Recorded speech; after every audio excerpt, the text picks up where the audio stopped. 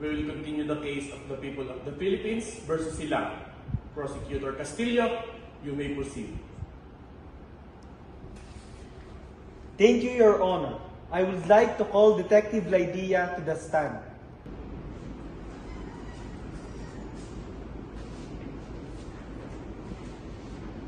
Detective Lydia, please state your name and occupation for the record. Detective Lydia, leading investigator with the case of officer. Detective Lydia, can you state the events that led to the arrest of Mr. Silang? Yes, on the night of July 14, we received a call about a disturbance on Novi Street. Upon arrival, we found the victim, Mr. Quinto, deceased from a multiple stab at his chest. Detective Lydia, what evidence have you found? Yes, that is the night we recovered near the victim's body. Judge Karai, this is the knife that has been found in the crime scene. Detective Lydia, can you confirm it? Yes, that is the knife. Have you found any fingerprint on the knife? We found the defendant's fingerprint at the handle. Objection, Your Honor. The presence of the fingerprints alone does not prove my client's guilt. There could be any number of reasons whose fingerprints were found on that night. Noted, but the objection is overruled. The jury will consider this evidence in context with the rest of the case. Continue, Prosecutor Castillo. Detective Lydia, you have said that there is a fingerprint found in this knife. Yes, when we recovered the knife from the crime scene, upon investigating, the fingerprint of the accused matched the fingerprint found in the handle.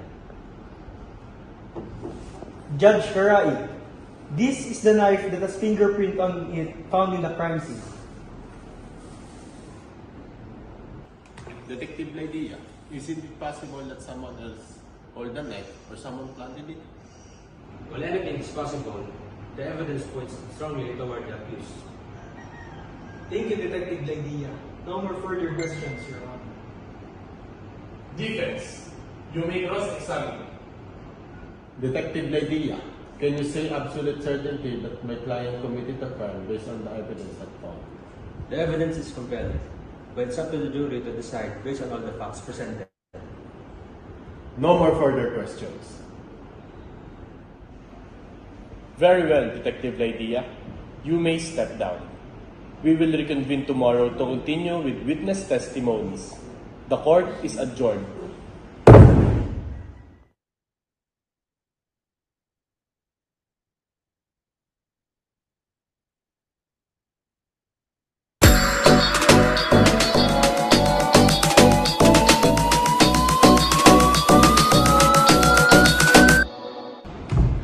Court is now in session. We are here to review the request for a search warrant.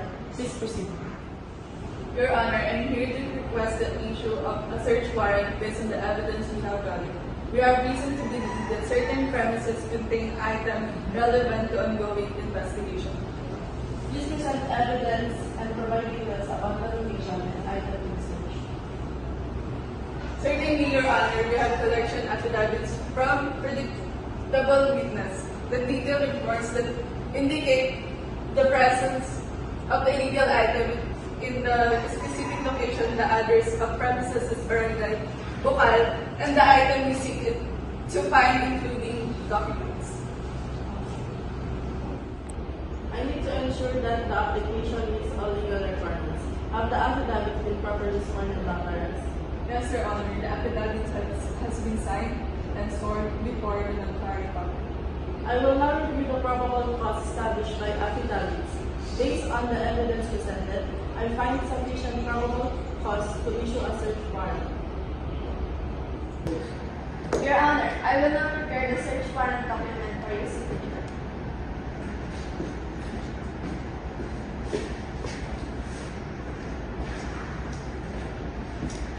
The search warrant is now issued. It authorizes the search of the specified premises for the items listed. The warrant must be executed within 7 days from today. Thank you, Your Honor. We will be proceeding according to the term of the warrant. Court is now adjourned.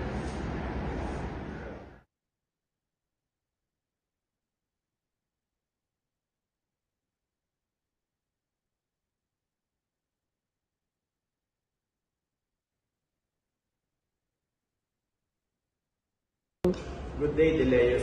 I'm Attorney Silang, and this is Mr. Duenas, who will be supporting you through this process. Shimuel is here to assist with translation I needed. Thank you for coming today. Good day. Ms. Deleus, I want to make sure that you're comfortable with our conversation. If you need to stop or take a break, please tell us, okay? Yes, thank you. Thank you, Deleus. We start by discussing what happened. Our goal is to understand your experience and ensure you get the appropriate support.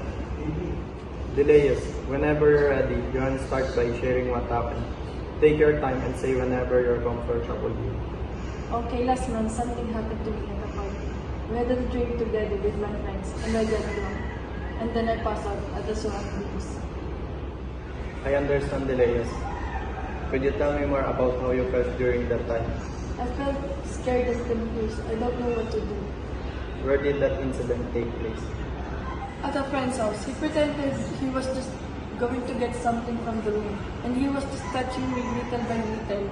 And he raped me unconsciously. Thank you for sharing your experience, Deleus.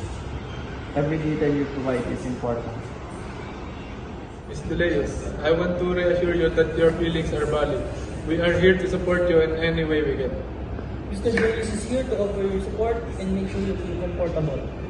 Do you have any questions or concern about what will happen next? What will happen next? We will review all the information you provided and take appropriate actions to ensure your safety and support.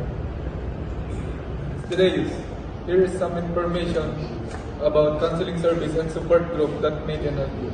Please don't hesitate to reach us. Thank you. Thank you for your time and trust today. If you need anything, we are here to help. Before we finish, is there anything else you would like to add or ask? No, that's all. Thank you. Thank you, Maria. If you need to contact us or have any further questions, please do. We are here to support you.